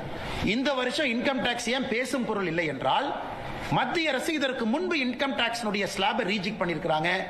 புதிய இன்கம் டாக்ஸ் ஆக்ட், இன்னும் எளிமையான ஆக்ட் 1 ஏப்ரல் 2026 இருந்து நடைமுறைக்கு வருது. இது எல்லாம் கூட ஆரோக்கியமான விஷயம். அதை நான் பேசல, ஏன்னாங்கன்னா இந்த பட்ஜெட்ல அது இல்லை, இதற்கு முன்பே நாம் அதை செஞ்சிட்டோம். ஆனா முதலமைச்சர் அவர்கள் எதை பத்தியும் பேசாம தமிழ்நாட்டிற்கு வரி பகிர்வு அதிகம் அதுவும் பேசல. வெறும் ஒரே ஒரு ஸ்டேட்மெண்ட் கொடுக்குறாங்க, சென்னை சென்னை சென்னை, தமிழ்நாடு தமிழ்நாடுன்னு பேர் எங்கேயுமே இல்லை அந்த பட்ஜெட்ல, அதனால வஞ்சிச்சிருக்காங்க. அப்படிங்கறத எப்படி ஏற்றுக்கொள்ள முடியும்? 5 மாநில எலெக்ஷனுக்கு போறாங்க. வெஸ்ட் பெங்கால் போறாங்க. வெஸ்ட் பெங்கால்ங்கிற வார்த்தை எவ்வளவு பயன்படுத்தி இருக்கிறோம்னா, ஒரு டிரான்ஸ்போர்ட் காரிடார் ஒன்று இருக்கு, ஒரு ஹை ஸ்பீட் நெட்வொர்க் சிலிகுரியிலிருந்து வாரணாசி இருக்கு. இப்ப அசாம் போகுது. எத்தனை முறை அசாம பயன்படுத்தி இருக்கிறோம்? இதுக்கு பாண்டிச்சேரி போது பயன்படுத்தி இருக்கிறோமா, கேரளா போது பயன்படுத்தி இருக்கிறோமா, எல்லா மாநிலத்திற்கும் நல்ல ஒரு பட்ஜெட்டை கொடுத்திருக்கிறோம். தமிழ்நாடு முழுமையாக இதை பயன்படுத்திக் கொள்ள வேண்டும் என்கின்ற வேண்டுகோளை மாநில அரசுக்கு வைக்கின்றோம். அண்ணா இறந்து பல ஆண்டுகள் ஆனாலும் அண்ணா தான் இன்றைக்கு வரைக்கும் அண்ணாவின் ஆட்சி தான் தமிழகத்தில் நடந்துட்டு சொல்லி முதலமைச்சர் சொல்லியிருக்காரு. அண்ணா பேரறிஞர் அண்ணா அவர்கள் மிக முக்கியமான தலைவர். 1967 ஆட்சிக்கு கிடைத்தது 2 ஆண்டுகளாக இருந்தாலும் கூட ஒரு கொள்கை பிடிப்பான தலைவர், எந்த மாற்று கருத்து இல்லை. அவர் திராவிட கழகத்திலிருந்து டிஎம்கே எவ்வளோ பேலன்ஸ் பண்ணி போனார். ஒரு கடவுள் மறுப்பு கொள்கையிலிருந்து ஒன்றே குலம் ஒருவனே தேவன் என்கின்ற அடிப்படையில் எல்லோரையும் அரவணைத்து போன ஒரு மனிதர். ஆனால் இன்னைக்கு அண்ணாவுடைய ஆட்சிக்கும் டிஎம்கே ஆட்சிக்கு என்னங்க அண்ணா சம்பந்தம் தெரியாமல் நான் கேட்குறேன். அண்ணாவுடைய குடும்பம் எங்க இருக்கிறாங்க யாருக்குமே தெரியாது. அண்ணாவுடைய பேர குழந்தைகள் எங்க இருக்கிறாங்க யாருக்குமே தெரியாது. இன்னைக்கு அதே அண்ணா ஆட்சியை நாங்க பின்பற்றோம்னா இது எப்படி இருக்குனாங்கன்னா, அந்த மாடு மேல காக்கா உட்காரும், நல்ல பசுமாட்டு மேல காக்கா உட்காரும். இந்த பசுமாட்டு மேல இருக்கக்கூடிய உனி எல்லாம் அந்த காக்கா கொத்தி கொத்தி சாப்பிடும். அந்த மாதிரி அண்ணா என்கின்ற நல்ல பசுமாடு மேல உட்கார்ந்து இருக்கக்கூடிய காக்காவாகத்தான் இன்னைக்கு டிஎம்கே ஆட்சி இருக்கு. மக்களை பிடுங்கி சாப்பிடக்கூடிய ஆட்சியாக. அண்ணாவுடைய குடும்பம் எந்த அரசியல் பக்கமே வரல. இவருடைய தந்தையார், அதன் பிறகு இவருடைய மகன், இன்னைக்கு இவருடைய பேர எல்லாமே அண்ணாவுடைய வழியை நாங்க பின்பற்றோம் சொன்னா எப்படி ஏத்துக்க முடியும்? யார் ஏத்துக்குவாங்க? அண்ணா இதுல கரப்ஷன் இருந்துச்சு 65 இருந்து 67 இல்ல, இன்னைக்கு கரப்ஷன் இருக்கு. அண்ணா அவர்கள் காலத்துல இவ்வளவு மக்கள் ஒரு சித்தாந்தத்தையே வெறுக்கக்கூடிய அளவுல இன்னைக்கு எப்படி ஆச்சுனாங்கன்னா, டிஎம்கே மேல இருக்கக்கூடிய வெறுப்பு திராவிட சித்தாந்த வெறுப்பாக மாறி இருக்கிறது. நல்ல அரசியலை கூர்ந்து கவனிச்சு அப்படின்னா, எனக்கு திராவிட முன்னேற்ற கழக ஆட்சியின் மீது இருக்கக்கூடிய வெறுப்பு திராவிட சித்தாந்தத்தின் மீது இருக்கக்கூடிய வெறுப்பாக இது மாறி இருக்கிறது. அதெல்லாம் இந்த எலெக்ஷன்ல தெரியுங்கன்னா, ஓட்டில் நீங்க பார்க்கும்போது தெரியும். எந்த சம்பந்தம் இல்லை, சும்மா பிறந்த நாள் அன்னைக்கு உங்க அண்ணாவை நினைச்சுக்கலாம், பேரறிஞர் அண்ணாவுக்கு மாலை போடலாம், ஒரு 4 நல்ல விஷயத்த சொல்லலாம். ஒரு டிஎம்கே மினிஸ்டரை கூப்பிட்டு ரூமை சாத்திட்டு கையில் ஒரு பேப்பரை கொடுத்து அண்ணாவை பத்தி 10 லைன் எழுதுனா யாருக்கு எழுத தெரியாது. நீங்க ரூமை சாத்திட்டு ஒரு டிஎம்கே மினிஸ்டர் உள்ள உட்கார வச்சுட்டு பேப்பர் பேனாவை கொடுத்து அண்ணாவை பத்தி 10 எழுதுங்க அப்படின்னு. அந்த 10ல எத்தனை நீங்க ஃபாலோ பண்றீங்க? இன்னைக்கு வேணா பரிச்சை வச்சு பாருங்க, யாருக்குமே தெரியாது. ஆனா அண்ணா அண்ணா அண்ணான்னு பிறந்த நாள் அன்னைக்கு, அவருடைய இறந்த நாள் அன்னைக்கு பேசுவது மட்டுமே வாடிக்கையா வச்சிருக்கிறாங்க. ஆனா எத்தனை துரோகிகள் இருந்தாலும் அப்படின்னு யாருக்குண்ணா? அண்ணா இன்னைக்கு முதலமைச்சர் அவர்கள் கொஞ்சம் எலெக்ஷன் டேட்டாவை கரெக்டா பாக்குறாருன்னா, இந்த லோக்சபா எலெக்ஷன் 2024 என்பது அவருக்கு ஒரு அறிகுறி தான். அவங்க ஜெயிச்சிருக்கலாம், ஏன்னா இந்த ஃபர்ஸ்ட் பாஸ்ட் போஸ்ட் மாடல்ல ஜெயிச்சிருக்கலாம். அது 50%, 53% இருந்த வாக்கு அன்னைக்கு அது 46, 47 வந்துருச்சு. இன்னைக்கு ஒரு இணக்கம் இல்லாத ஒரு கூட்டணி, முதலமைச்சர் அப்படியே டெல்லிக்கு யாரோ தூதுவர் அனுப்புறாரு. அவங்களுக்குள்ள என்ன டீலோ எனக்கு தெரியல. ராகுல் காந்தி அவங்களுக்கும் ஸ்டாலின் அவங்களுக்கும் ஏதோ அஸ்ஸாமில் தேர்தல் நடக்குதுங்கிறாங்க, காங்கிரஸ் ஃபண்ட் இல்லைங்கிறாங்க, அதை பற்றி நான் போக விரும்பலைங்கன்னா, ஒரு ஆட்சி டிஎம்கே இருக்கு, யாருக்கு ஃபண்டு கொடுக்குறாங்க அதெல்லாம் அதை பற்றி நான் பேச விரும்பலைங்கன்னா ஏதோ ஒரு டீலை போட்டுக்கிட்டாங்க. அதனால அது உடஞ்சு போன கண்ணாடியை ஒரு பசை வச்சு ஒட்டிக்கிட்டாங்க. அந்த பசை வச்சு ஒட்டின கண்ணாடி தூக்கிட்டு சுத்திட்டு இருக்காங்க. அந்த கண்ணாடியில் முகம் பார்த்தா எப்படிங்கன்னா இருக்கும். அதனால கனிமொழி அவர்கள் சிறப்பா இருக்கு. ஒரு காங்கிரஸ் மாநில தலைவர் எப்படின்னா, ஒரு கட்சியிலிருந்து ஒருத்தரை சஸ்பெண்ட் பண்ண முடியாத அளவுக்கு ஒரு காங்கிரஸ் தமிழகத்தினுடைய மாநில தலைவர் சுத்திட்டு இருக்காரு. ஏங்க உங்க கட்சிக்கு எதிராக ஒருத்தர் பண்ணாரு, உங்க கட்சிக்கு எதிராக திரு விஜய் அவர்களை போய் சந்திச்சு ஆக்ஷன் எடுத்தீங்களா? டெல்லிக்கு எழுதிட்டேன். இதுதான் தமிழ்நாட்டுக்கு வேண்டாம். ஒரு சஸ்பெண்ட் பண்றது கூட டெல்லிக்கு போகணுமா? ஒரு சஸ்பெண்ட் பண்றது கூட அது மல்லிகார்ஜுன கார்கே அவங்க பார்க்கணுமா? அப்படி இருக்கக்கூடிய காங்கிரஸ் கட்சியை தான் நாங்க அடிமை கட்சின்னு சொல்றோம். எதுக்கு அடிமை கட்சினா, ஒரு கட்சியில் இருக்கக்கூடிய ஒரு தொண்டனை கூட சஸ்பெண்ட் பண்ண முடியல, அதுக்கும் டெல்லிக்கு போகணும். என்ன கூட்டணி வச்சிருக்காங்க? எப்படி அந்த கூட்டணி விளங்கும்? எப்படி அந்த கூட்டணி ஜெயிக்கும்? எப்படி அந்த கூட்டணிக்கு மக்கள் ஓட்டு போட போறாங்க? ஆனால் நிச்சயமாக அவங்க என்ன வேணாலும் சொல்லட்டும், கெட் அவுட்னு சொல்லட்டும், கெட்டுன்னு சொல்லட்டும், இந்த முறை தேசிய ஜனநாயக கூட்டணி கெட்டுன்னு தான். அதுல எந்த மாற்று கருத்தும் இல்லை.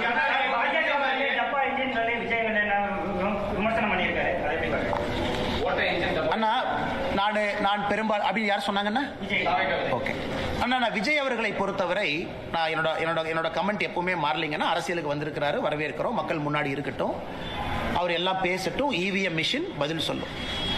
ஆனா விஜய் அவர்கிட்ட இன்ஜின் இருக்கான்னு எனக்கு தெரியலையே. அட்லீஸ்ட் எங்ககிட்ட இன்ஜின் இருக்கு, டபுள் இன்ஜின் இருக்கு. விஜய் அவங்க இன்ஜினையே நம்ம பார்க்கலையே. அது இன்ஜின் இருக்கா, இல்ல கார்பரேட்டர் இருக்கா, அந்த இன்ஜினை ஸ்டார்ட் பண்ற ஆள் இருக்கா, அந்த இன்ஜின் ஒரு சேசியில மாட்டுவாங்களான்னு வண்டி இல்லை, சேசி இல்லை, இன்ஜின் இல்லை, அதுக்குள்ள போடுற பெட்ரோல் இல்லை, டீசல் இல்லை. ஆனால் இன்னைக்கு விஜய் அவர்கள் தமிழ்நாட்டில் ஒரு அரசியல் கட்சி இன்ஜினை பற்றி பேசக்கூடாதுன்னா அது திரு விஜய் அவர்கள் இன்ஜினை பற்றி பேசக்கூடாது. ஒருவேளை 234 தொகுதியில் கேண்டிடேட் போடுறார், ஒத்துக்கிற இன்ஜின் இருக்கு. 234 கேண்டிடேட்டும் மக்கள் ஏத்துக்கிறாங்க, அதுக்கு போடுற பெட்ரோல் இருக்கு. விஜய் வெளியே வந்து வீதி வீதியாக தெரு தெருவாக பிரச்சாரம் பண்றார், சேசி இருக்கு. மக்கள் ஓட்டு போட்டு ஒரு நல்ல சதவீதம் வர்றார், அந்த வண்டி ஓடுது. இன்ஜினே இல்ல, சேசி இல்ல, பெட்ரோல் இல்ல, டீசல் இல்ல. அவங்கெல்லாம் இன்னைக்கு பாரதிய ஜனதா கட்சியை பார்த்து டப்பா இன்ஜின், இந்த இன்ஜின்ங்கிறாங்க. அடுத்து திரு ஸ்டாலின் அவர்கள் சொன்னது எனக்கு டிஎம்கே எப்படின்னாங்கன்னா, ஐயா அந்த எல்லாம் ஓடி போயிட்டாங்கன்னா அந்த ஸ்கூல் ஹாஸ்டல்ல, காலேஜ் ஹாஸ்டல்ல பாத்ரூம்ல போய் சில பேர் கிறுக்குவாங்க. அந்த கறிக்கட்டை எடுத்துட்டு போய் பாத்ரூம்ல கிறுக்குவாங்க. நம்மள அந்த பப்ளிக் பாத்ரூம் போனா கறிக்கட்டையில கிறுக்குவாங்க. இன்னைக்கு அந்த மாதிரி கிறுக்கக்கூடிய கட்சியாக திமுக மாறி இருக்கு. போஸ்டர் ஒட்டுறானுங்க, ஏமா ஒட்டுறானே தெரியாது. இந்த பாத்ரூம்ல கிறுக்கிறவன் அசிங்கமா இந்த காலையில் 2 மணிக்கு போய் இந்த பொது கழிப்பிடத்துல முகத்தை மூடிட்டு போய் கறிக்கட்டையில் எழுதிட்டு வருவான். இன்னைக்கு திமுக கார டப்பா இன்ஜின் ஒட்டுறானா காலையில முகத்தை மூடிட்டு போய் ஒட்டிட்டு வர்றான். ஏன்னா உனக்கே தெரியும் நீ ஒட்டுறதே ஒரு நான்சென்ஸ். தமிழ்நாடு மக்கள் அதை ஏத்துக்க மாட்டாங்கன்னு தெரியும். அதனால இவங்க சும்மா போய் போஸ்ட் ஒட்டுட்டோம். நேற்று பார்த்தேன் சென்னையில் வந்து இந்த பட்ஜெட்ல தமிழ்நாட்டுக்கு அல்வா கொடுத்துட்டாங்கன்னு. ஒரு அல்வா வாங்கி கொடுத்தது எப்படி இருந்துச்சுன்னா, டிஎம்கே ஆட்சி 5 வருஷம் முடிஞ்சு தமிழ்நாட்டு மக்களுக்கு அல்வா கொடுத்ததாகத்தான் நான் பார்த்தேன். சென்னை முழுவதுமே ஒரு கையில் ஒரு போஸ்டர் வச்சுக்கிட்டு அல்வாவை கொண்டே வீடு வீடாக கொடுத்துக்கிட்டு இருந்தாங்க. அதனால முதலமைச்சர் அவர்கள் கஷ்டப்பட்டாரோ அப்படி இப்படின்னு பண்ணார். ஆனா ஒண்ணுமே கிரவுண்ட் லெவல்ல ரிஃப்ளெக்ட் ஆகல. சட்டம் ஒழுங்கு தரிகட்டு போயிருக்கு. இதெல்லாம் இன்னும் ஒரு 50-60 நாள் தானா. நீங்களும் பார்க்க போறீங்க, நாங்களும் பார்க்க போறோம். தமிழ்நாட்டில் அமைந்தது வந்து பாஜக தலைமையிலான கூட்டணி தான் அப்படின்னு சொல்லிட்டு 6 மாதத்துக்கு முன்பு நீங்க அந்த பேரே சொல்லாம சொல்லிட்டு தேசிய தலைமையிலான கூட்டணி தான். அதே வந்து விஜய் வந்து சொல்லியிருக்காரு அப்படிங்கிற போது அந்த அமைப்பு தான் இருக்கா தமிழ்நாட்டில். அண்ணா ஒரு விஷயத்தை புரிஞ்சுக்கணுங்கண்ணே, நாங்க எல்லாமே ஒரு கட்சியினுடைய தொண்டர்கள். விருப்பு வெறுப்பு இருந்தாலும் கூட எங்களுடைய தலைவர்கள் முடிவு செய்த பிறகு நாங்கெல்லாம் களத்தில் பாடுபடுறோம். தமிழகத்தில் இருப்பது அனைத்து இந்திய அண்ணா திராவிட முன்னேற்ற கழகம் தலைமையிலான தேசிய ஜனநாயக கூட்டணி. இந்த எலெக்ஷனுக்கு போறோம். இதற்கு முந்தைய முதலமைச்சர், இன்றைய முதலமைச்சருடைய வேட்பாளராக இருக்கக்கூடிய அண்ணன் எடப்பாடி பழனிசாமி அவர்கள் தலைமையில் நாங்கள் போறோம் களத்துக்கு. இதை நம்முடைய தலைவர்கள் எல்லாம் முடிவு பண்ணிட்டாங்க. எதுக்கு பிரச்சாரம் நடந்தாச்சு, கீழே எங்க தொண்டர்கள் வீதி வீதியாக தெரு தெருவாக வேலை பார்க்குறாங்க. இன்னைக்கு விஜய் அவர்கள் எப்படின்னாங்கன்னா, நான் ஏற்கனவே சொன்னேன்னா அவரை சும்மா நான் தேவையில்லாமல் ஒரு குற்றம் சுமத்த விரும்பல. அரசியலுக்கு வந்திருக்கிறாங்க, வந்து பண்ணட்டும். ஆனா இன்னைக்கு பேசும் பொழுது அவருக்கு என்னன்னா, மக்கள் கைத்தட்டணும், விசில் அடிக்கணும், அவங்க வந்து ஏதாச்சும் ஆரவாரமா பேசணும். அதற்காகத்தான் விஜய் அவர்களுடைய பேச்சு இருந்ததாகத்தான் நான் பார்க்கிறேன். அது ரொம்ப சப்ஸ்டன்ஸா மக்களை சிந்திக்க வைக்கிற அளவுக்கு, எதற்காக நான் இத்தனை கட்சிகளை தாண்டி உங்களுக்கு ஓட்டு போடணும், உங்க பாலிசி என்ன, உங்க ப்ரோக்ராம் என்ன, நீங்க தமிழ்நாட்டுக்கு என்ன செய்ய இதுவரைக்கும் செய்யாத என்ன செய்ய போறீங்க அப்படிங்கிறத நான் பார்க்கலீங்கன்னா. ஸோ விசிலுக்காக ஒரு கைத்தட்டலுக்காகத்தான் விஜய் அவர்கள் பேசினாங்க. அதில் தான் அந்த கூட்டணியை பற்றி பேசினதாக மட்டும்தான் நான் பார்க்குறேன். அதில் ஒரு சப்ஸ்டன்ஸும் ஒரு டெப்த்தும் தமிழ்நாட்டு மக்களை சிந்திக்கக்கூடிய விதத்தில் இருந்ததா நான் பார்க்கல. அதனால் அதை அப்படியே கடந்து நாம போயிடலாம். எல்லோருக்குமே தெரியும், 4 பேர் 4 சொல்லத்தான் செய்வாங்க. அதை பற்றி எங்களுக்கு கவலை இல்லை. கல்வி, டாஸ்மாக் எதிர்ப்பு, இந்த தேர்தல் அதில் முக்கியத்துவம் வருமா பாஜகவோட தேர்தல் அறிக்கையில்? அண்ணா இன்னைக்கு எங்களுடைய முன்னாள் மாநில தலைவர், முன்னாள் ஆளுநர் அக்கா தமிழிசை அவர்கள் தமிழ்நாடு முழுவதுமே இன்னைக்கு சுற்றுப்பயணம் செய்ய இருக்கிறாங்க. அந்த குழுவோடு மக்களுடைய எண்ணங்களை பிரதிபலிக்கக்கூடிய வகையில் வண்டிகள் இன்னைக்கு எல்லா மாவட்டத்துக்கு போயிருக்கு. அதில் மக்கள் இன்னைக்கு அந்த பெட்டியில் போட போறாங்க என்ன வேணும். நாங்கள் உறுதியாக இருக்கின்றோம், ஒரு ஆரோக்கியமான தமிழ்நாட்டை எடுத்துட்டு போகணும். அதே நேரத்தில் இன்னைக்கு அனைத்து இந்திய அண்ணா திராவிட முன்னேற்ற கழகம் அவங்க ஒரு தேர்தல் அறிக்கையை கொண்டு வர போறாங்க. பாரதிய ஜனதா கட்சியினுடைய தேர்தல் அறிக்கை. இது சம்பந்தப்பட்ட தலைவர்கள் கலந்து பேசி அதை வெளியே கொண்டு வரணும். அது என்னுடைய இலாக்கா இல்லை, என்னுடைய சப்ஜெக்ட் இல்லை. நான் இன்னைக்கு பேசுறது பட்ஜெட்டை பத்திங்கன்னா, அந்த இலாக்கா அந்த சப்ஜெக்ட் பேசுறதுக்கு நயினார் அண்ணன் இருக்கிறாங்க, தமிழிசை அக்கா இருக்கிறாங்க. அதனால் அவர்கள் பதில் சொல்வார்கள். இது எப்படிப்பட்ட, எனக்கு ஒரு தனிப்பட்ட முறையில் ஒரு கனவு இருக்கு.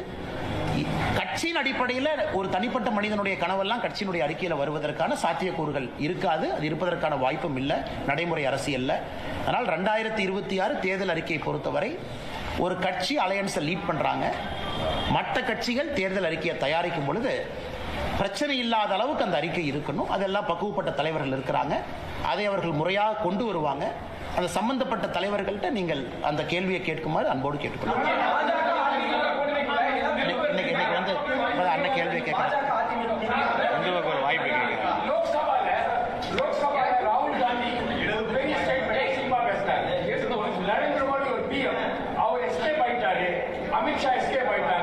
சைனா பத்தி எழுதாத புஸ்தகம் பத்தி ஒரு ஸ்டேட்மெண்ட் கொடுத்தாங்க. ஆனால் நேற்று நம்முடைய மாண்புமிகு எதிர்க்கட்சி தலைவர் ஐயா ராகுல் காந்தி அவர்கள் பாராளுமன்றத்தில் ஒரு சர்ச்சைக்குரிய பேசியிருக்கிறாங்க.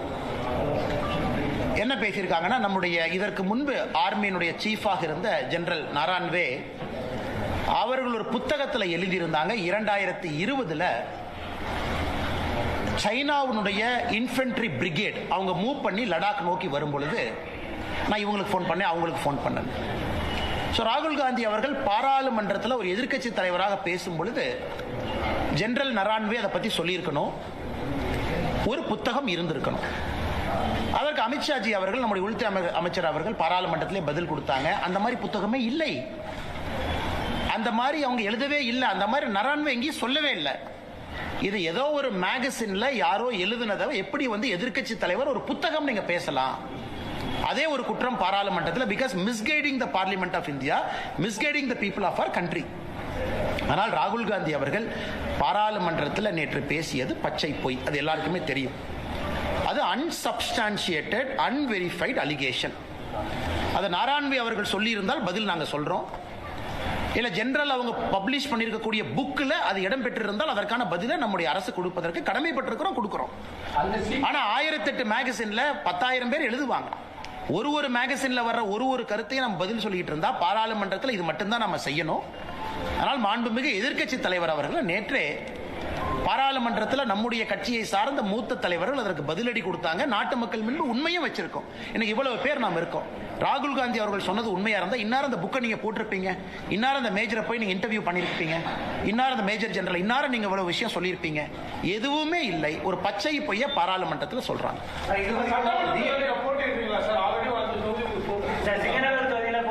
நான் நம்முடைய கட்சி தலைவர்கள் நயினார் அண்ணா அவர்களுக்கு நான் வேண்டுகோள் விடுத்திருக்கின்றேன். இந்த நேரத்தில் கொஞ்சம் என் தந்தையாருடைய உடல்நிலை, அவரை பார்த்துக்கணும். அதனால தான் அதிகமாக இன்னைக்கு கோயம்புத்தூர் பகுதியில் இருக்கேன். அப்பா அவங்க கொஞ்சம் டயாலிசிஸில் இருக்காங்க. I have to take care of him. என்னுடைய முதல் கடமை அது. அதனால் இன்னைக்கு அந்த அடிப்படை வேலைகள் என்னால் செய்வதற்கான சாத்தியக்கூறுகள் இல்லை. என்னால் அதிகமாக டிராவல் பண்ண முடியாதுங்கிற வேண்டுகோளை வச்சிருக்கிறேன். கட்சியும் அதை ஏற்றுக்கிட்டு வேறு பொறுப்பாளர்களை ரீஅலோகேட் பண்ணுவாங்க. அதே நேரத்தில் பாரதிய ஜனதா கட்சி அடுத்த பிரச்சாரம் வேற என்ன சொல்றாங்களோ அதற்கு நான் தயாராக இருக்கின்றேன், என்ன செய்யணும் அப்படின்னு. அது நயினார் நாகேந்திரன் அவர்கள் நம்ம கட்சியினுடைய மூத்த தலைவர்களுக்கும் எனக்கும் இருக்கக்கூடிய ஒரு கருத்து, உள்ளுக்குள்ள நாங்கள் பேசிக்கிறோம். அதனால் கட்சிக்கு என்ன வேலை செய்யணும், கூட்டணிக்கு என்ன வேலை செய்யணும், நிற்கக்கூடிய பாரதிய ஜனதா கட்சியினுடைய வேட்பாளர்களுக்கு என்ன வேலை செய்யணும், நம்முடைய கூட்டணி கட்சி அனைத்து இந்திய அண்ணா திராவிட முன்னேற்ற கழகம் உட்பட எல்லா கட்சிகளுக்கும் என்ன வேலை செய்யணும் கட்சி சொல்லுதோ அந்த வேலையை செய்வோம். இப்போதைக்கு அதிகமாக டிராவல் பண்ண முடியாத சூழ்நிலை எனக்கு இருக்கு. அதனால் அதையும் கட்சி புரிஞ்சுக்கிட்டாங்க. சம்பந்தப்பட்ட நேரத்தில் என்ன வேலை, தேர்தல் நிற்பதா இல்லையா, இதெல்லாம் செய்யணுமான்னு கட்சி சொல்லட்டுங்கன்னா அதுக்கப்புறம் நான் பேசுறேன். சிங்கநல்லூர் தொகுதிக்கு வேறு ஒரு பொறுப்பாளரை இந்த கட்சியிலிருந்து நியமனம் பண்ணுவாங்கன்னா வேற ஒரு தலைவர் பண்ணுவாங்க. தமிழ்நாட்டினுடைய 6 இதுக்கும் பண்ணுவாங்க. ஆனா அதற்கான காலமும் சூழ்நிலையும் இன்னும் நிறைய இருக்கு. இன்னும் ஒரு 30-40 நாட்கள் இருக்கு. கட்சி என்ன சொல்லுது அப்படின்னு தெரிஞ்சுக்கிட்ட பிறகு உங்ககிட்ட நான் பேசுறேங்க. அண்ணா 2024 பாராளுமன்றத்தில் இங்க நான் நின்றுருக்கேன். அப்ப கோவை மக்களுக்கு பதில் சொல்ல நான் கடமைப்பட்டிருக்கிறேன். மக்கள் வீட்டுக்கு ஒரு பெட்டிஷனோடு வந்தால் இங்கே நான் அவைலபிளாக இருக்கணும். அவங்க இல்லை நீங்கள் அங்கே வாங்க இங்கே வாங்கன்னு சொல்லக்கூடாது. அதற்கு ஒரு வீடு இருக்கணும். 2010 என்னுடைய மாமனாருடைய வீடு இங்கிருந்து அடுத்த தெருவில் இருக்குது, அங்கே தங்கிட்டு இருக்கேன். இன்னைக்கு நான் சொந்தமாக ஒரு வாடகை வீட்டில் தங்குறேன். மக்கள் பார்ப்பதற்கு ஒரு இடம் வேண்டும். அதனால் விலாசம் அது எங்கே இருக்கிறேன், சென்னையில் இருக்கேன், சென்னையும் போயிட்டு இருக்கேன், கட்சியினுடைய பணி. இன்னைக்கு அதிகமாக இந்த பகுதியில் இருக்கேன், காரணம் தந்தையாருடைய உடல்நிலை காரணமாக. அதனால் தேர்தலில் அடுத்து என்ன பண்ணுவீங்க, எங்கே நிற்பீங்க, இதை பண்ணுவீங்களா அதை பண்ணுவீங்களா, டெல்லி போவீங்களா இதை பண்ணுவீங்களா, எதுவுமே எனக்கு தெரியாது. கட்சி என்ன சொல்லுதோ அந்த நேரத்தில் உங்கள்கிட்ட நான் பேசுகிறேன்.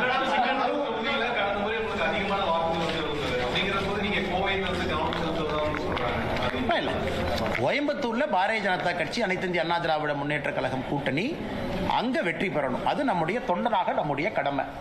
இங்கே நமக்கு ஒரு சிட்டிங் எம்எல்ஏ இருக்கிறாங்க. கோயம்புத்தூர் தெற்கு தொகுதியில் வானதி ஸ்ரீனிவாசன் அவங்க இருக்கிறாங்க.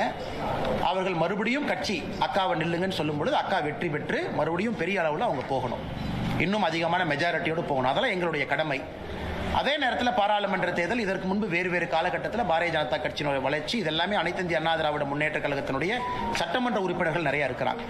அதனால் இந்த பகுதி முழுவதுமே தேசிய ஜனநாயக கூட்டணி வெற்றி பெற வேண்டும். அதான் எங்களுடைய அடிப்படை நோக்கம். இல்லை இண்டிவிஜுவல் அம்பிஷன், தனிப்பட்ட ஒரு எண்ணம் அப்படிங்கிறது இங்கே கிடையாது. 2026 பொறுத்த வரைக்கும் அது தெளிவாக இருக்கு. யார் முதலமைச்சர் ஆகணும் தெளிவாக இருக்கு. கட்சி யாருக்காக வேலை பார்க்குது தெளிவாக இருக்கு. அகில இந்திய தலைவர்கள் என்ன சொல்லியிருக்கிறாங்க அதுவும் தெளிவா இருக்கு. அதற்காக நாங்கள் எல்லோரும் வேலை பார்க்கிறோம். கட்சி தொண்டர்களை பொறுத்தவரை அண்ணாமலையும் ஒரு தொண்டன் தான். கட்சி தொண்டர்களோடு இணைந்து பணிபுரியணும். அதனால் என்ன கட்சி சொல்லுதோ கேட்பதற்கு நாம் கடமைப்பட்டிருக்கிறோம். அதனால் இன்னும் ஒரு மாசம் சரியான நேரத்தில் உங்கள்கிட்ட பேசுறேங்க.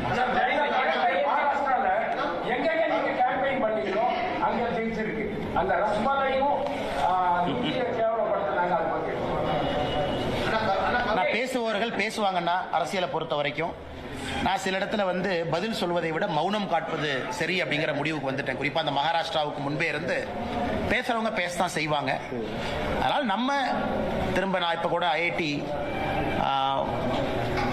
மும்பை ஒரு ஃபெஸ்ட் கூப்பிட்டுருக்காங்க. 2-3 கமிட்மெண்ட்ஸ் இருக்குங்கன்னா இது அப்பாவோட உடல்நிலைக்காக இந்த மாதம் கொஞ்சம் குறைச்சிருக்கேன். நான் மும்பைக்கு விரைவில் போகத்தான் போகிறேன். அது அரசியல் கட்சிகள் பேசுகிறாங்க, அதை தாண்டி அவங்களும் போயிடுவாங்கன்னு நான் நம்புகிறேன். அவங்களும் அந்த ஹீட்டட் ஆர்கியூமெண்ட்டாக அந்த சூட்டோடு சூட்டாக பேசியிருப்பதாக நான் பார்க்கின்றேன். ஒரு அரசியல் கட்சியில் இருக்கிறவங்க அடிப்படை வெறுப்பில் ஒரு கட்சி நடத்த முடியாதுங்கண்ணா. மேடையில் மைக்கில் பேசியிருந்தாலும் கூட ஒரு அடிப்படை வெறுப்பு உணர்வில் நான் சவுத் இந்தியாவை மதிக்க மாட்டேன், நான் தமிழ்நாட்டை மதிக்க மாட்டேன், நான் வேட்டி கட்டவங்களை மதிக்க மாட்டேன்னு ஒரு அரசியல் கட்சியில் ஒரு தலைவர் பேசக்கூடாது. பேசினா தவறு. அதனால் அதை ஹீட்டட் ஆர்கியூமெண்ட்டாக ஒரு மேடை பேச்சாக மட்டும் பார்த்துவிட்டு அவர்களும் அதை கடந்து சென்றிருப்பார்கள் என்று நான் நம்புகின்றேன். ரொம்ப ஆச்சரியமா இருக்கு எனக்கு. ஏன்னா நியூஸ் 24/7 நியூஸ் தமிழ் 24/7 உடைய ரிப்போர்ட்டர் திரு கதிரவன் அவர்கள், பேர் சரியா தான் சொல்றேன், கதிரவன் அவர்கள் அவங்கள மிரட்டி கிட்னாப் பண்ணி கூட்டிட்டு போய் 3 மணி நேரம் 4 மணி நேரம் ஆகி அடிச்சு வெளியே வர்றாங்க. ஆனால் கரூர் காவல்துறையினுடைய கண்காணிப்பாளர் அவர்கள் ஒரு பத்திரிகை அறிக்கை கொடுக்குறாங்க. அது வேற ஏதோ மாநிலம் மாதிரி இருக்கு. படிச்சா எதுவுமே நடக்கல. அதாவது அவர் அந்த அறிக்கையை படிச்சா எப்படி இருந்ததுன்னா, ரிப்போர்ட்டரே கல் எடுத்து தலையில் அடிச்சுக்கிட்டு, அவரே போய் மண்ணில் படுத்து உருண்டு, அவரே போய் ஹாஸ்பிட்டலில் படுத்து எந்திரிச்சு, அவரே வர்றதுக்கான ரிப்போர்ட்டர் பைத்தியமா. அதனால் அந்த காவல்துறையினுடைய அறிக்கையை பார்க்கும் பொழுது எப்படி ஒரு காவல்துறை கண்காணிப்பாளர் இப்படிப்பட்ட அறிக்கையை கொடுக்க முடியும்? அன்னைக்கு சம்பவம் நடந்ததிலிருந்து தமிழ்நாட்டினுடைய எல்லா மீடியாவும் கண்கொத்தி பாம்பா அந்த ஏரியாவில் இருக்கிறீங்க. ரியல் டைம் கவர் பண்றீங்க. பல ஆடியோவை ரிலீஸ் பண்றீங்க. குவாரிக்கு போறீங்க. ஹாஸ்பிட்டல்ல இருக்கீங்க. இவ்வளவு நடந்தும் கூட ஒரு காவல்துறை கண்காணிப்பாளர் எதுவுமே நடக்காத அளவுக்கு எதுவுமே நடக்கல, பச்சை பொய்னு. பச்சை பொய்யா இருந்தா எங்க மேல கேஸ் போடுங்க ஐயா. நாங்களாம் பேசணும்ல, ஆதரவா பேசணும்ல, எங்க மேல கேஸ் போடுங்க. கோர்ட்டுக்கு எல்லாம் டாக்குமெண்ட் கொண்டு வாங்க பார்க்கலாம். அதனால் இன்னைக்கும் திராவிட முன்னேற்ற கழகத்தை பொறுத்தவரை ஒரு எம்எல்ஏவை காப்பாற்றணும். அந்த எம்எல்ஏ தொடர்ந்து சர்ச்சையில, ஒரு சர்ச்சையிலிருந்து ஒரு சர்ச்சை, அதுல இருந்து அடுத்தது. கல்குவாரி யாரு பேர்ல இருக்கு, அதை யார் டாமினேட் பண்றாங்க எல்லாத்துக்குமே தெரியும். தமிழ்நாடு முழுவதும் இல்லீகல் மைனிங்கை பத்தி தெரியும். அதனால எல்லாத்தையுமே இன்னைக்கு ஒரு முழு பூசணிக்காயை மறைச்சு வச்சுக்கிட்டு காவல்துறை அறிக்கையின் மீது அறிக்கை கொடுப்பது வேடிக்கையா இருக்கு. ஆனா எல்லா நண்பர்களுக்கும் நன்றிங்கண்ணா. அப்படின்னா செய்தித்துறை அமைச்சர் அந்த துறையில் இருப்பதற்கே லாயக்கில்லை நாம சொல்லணும். ஆனா நீங்க அமைச்சரா இருக்கிறதே தெரியலன்னா கிளம்புங்கன்னு சொல்லணும். ஒரு செய்தித்துறை அமைச்சர் இவ்வளவு மீடியால வருது, அவங்ககிட்ட ஒரு மானிட்டரிங் கமிட்டி இருக்கும். எல்லா செய்தித்துறை அமைச்சர் ஆஃபீஸ்ல உங்க டிவி எல்லாம் பார்க்கறக்கு ஆள் இருப்பாங்க. அண்ணா ஃபிளாஷ் நியூஸ் போடுறாங்க அமைச்சர்கிட்ட சொல்லுவாங்க. அவர் சம்பந்தப்பட்ட இலாக்காக்கு போன் பண்ணி அண்ணா என்ன உண்மைன்னு கேட்டுக்க வேண்டிய பொறுப்பு இருக்கு. இவ்வளவு நடந்தும் கூட ஒரு செய்தித்துறை அமைச்சர் என்ன நடக்குதுன்னே தெரியலனா அந்த செய்தித்துறை அமைச்சர் அந்த பொறுப்புக்கு இருக்கக்கூடிய தகுதியான நபரான்னு நான் கேட்கிறேன். அது உங்க கடமை. ஊடகத்துறையை மானிட்டர் பண்றது உங்க கடமை. ஊடகத்துறைக்கு ஹெல்ப் பண்றது உங்க கடமை. ஒரு ஃபிளாஷ் நியூஸ் வந்தா ரியாக்ட் பண்ண வேண்டியது உங்க கடமை. மாநில அரசுக்கு பேசி அறிக்கை கொடுக்க வேண்டியது உங்க கடமை. இதையெல்லாம் நாங்க திமுகவின் மீது குற்றம் சுமத்தினா உடனே அறிக்கை வரும். நைட் 2 மணிக்கு அறிக்கை வரும். ஆனா ஒரு நியூஸ் ரிப்போர்ட்டர் தூக்கிட்டு போய் அடிச்சிருக்காங்கன்னு இவ்வளவு தூரம் பேசினதுக்கு அப்புறம் கூட எனக்கு தெரியலன்னு சொன்னாங்கன்னா எப்படி ஏத்துக்க முடியும்? அதனால் ஸ்ரீரங்கத்தினுடைய தொகுதி மக்கள் அதை பார்த்துக்கிட்டு தான் இருக்கிறாங்க. அந்த பகுதியினுடைய மக்கள் அதை பார்த்துக்கிட்டு தான் இருக்கிறாங்க. கரூர் மக்களும் இதை பார்த்து கொண்டுதான் இருக்கின்றார்கள். காவல்துறையினுடைய அட்டூழியம், 41 பேர் இறந்ததிலிருந்து காவல்துறையினுடைய செயல் நடவடிக்கை எல்லாத்தையும் பார்த்துட்டு இருக்கிறாங்க. 2026 தேர்தல் அதற்கு பதில் சொல்லுங்க. ஆனா இன்னைக்கு ஒரு மாவட்ட ஆட்சியர் ஒரு கோர்ட் முன்னாடி வந்து அங்க இருக்கக்கூடிய police commissioner, deputy commissioner, assistant commissioner மொத்த குழுவா வந்து ஒரு கோர்ட்ல மன்னிப்பு கேட்கறாங்கன்னா இது ஒரு சாதாரண நிகழ்வாக யாரும் கடந்து விடக் கூடாது. ஏன்னா ஒரு ஸ்டேட், ஒரு மிஷனரி, முதலமைச்சர் கோட்டையில் இருக்கிறார். ஆனா அந்த மாவட்டத்திற்கான கவர்மெண்ட் யாருன்னா இவங்க தான். இவங்க வேண்டுமென்றே தவறு செய்திருந்தால் இவர்களை தவறு செய்ய சொன்னது யார்? அதனால என்னை பொறுத்தவரை மாவட்ட ஆட்சியர், police commissioner, deputy commissioner, assistant கமிஷனருடைய தொலைபேசியை கால் ரெக்கார்டை கோர்ட் வாங்கி அதை ஃபோரன்சிக் ஆடிட் பண்ணி இந்த சம்பந்தப்பட்ட நேரத்தில் யாரெல்லாம் அவங்களுக்கு பேசினாங்க, மேல இருந்து உத்தரவு வந்துச்சா, ஸ்வான் அப்படின்னு நம்ம சொல்லுவோம். கோர்ட்ல வந்து சத்திய பிரமாணம் எடுத்து அவங்க சொல்லணும். அதாவது அந்த கோர்ட்டின் முன்பு சத்திய பிரமாணம் எடுத்து ஒரு அதிகாரி சொல்லணும், நான் சொல்வதெல்லாம் உண்மை. அந்த மாதிரி இன்னைக்கு திருப்பரங்குன்றம் விவகாரத்தில் ஆட்சியர், police commissioner, deputy commissioner, assistant commissioner 4 பேரும் ஸ்வான் சத்திய பிரமாணம் செய்து உண்மையை சொல்லணும். யார் போன் பண்ணா, யார் 144 போட சொன்னா, 144 போட்டதே ஃப்ராடுன்னு திருப்பரங்குன்றத்தினுடைய இஷ்யூல மதுரை ஹைகோர்ட் டிவிஷன் பெஞ்ச் சொல்லிட்டாங்க. ரெக்கார்டை பார்த்தோம், அதே ஃப்ராடு. அப்படி இருக்கும் பொழுது இல்லாத ஒரு ரெக்கார்டை உருவாக்கி 144 போட்டிருக்கிறாங்க. அதனால் அவர்கள் மன்னிப்பு கேட்டது பத்தாது.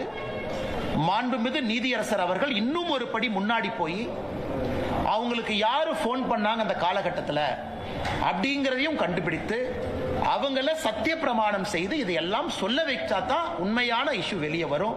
சாரிங்க ஐயா, தப்பு பண்ணிட்டோங்க ஐயா, மன்னிச்சுங்க ஐயா, நாங்கள் வந்து லா அண்ட் ஆர்டருக்காக இப்படி பண்ணுங்க ஐயா, நாங்கள் நீங்கள் சொன்னதை பண்ணுங்க ஐயான்னு சொல்லிட்டு அப்படியே எஸ்கேப் ஆகி போயிடக்கூடாது. அதனால் நீதியரசர் அவர்கள் இதை கடுமையாக எடுக்கணும். அப்போ தான் இன்னொருக்கா தப்பு பண்ணுற அதிகாரிக்கு புத்தி வரும். தமிழ்நாட்டில் எங்கேயாச்சும் ஒரு அதிகாரி நேர்மையாக தான் இருக்கிறாங்க பாவம், அந்த அதிகாரியை ஃபோன் பண்ணி தொந்தரவு பண்ணி தப்பு பண்ணுங்கன்னு எங்கேயாச்சும் சொன்னாங்கன்னா அது நடக்கக்கூடாது என்பதற்காக இந்த திருப்பரங்குன்றம் இஷ்யூல நீதியரசர் அவர்கள் இந்த அதிகாரிகளை வைத்து உண்மையை கண்டுபிடித்து மக்களுக்கு சொல்ல வேண்டும் என்பது எங்களுடைய வேண்டுகோள்.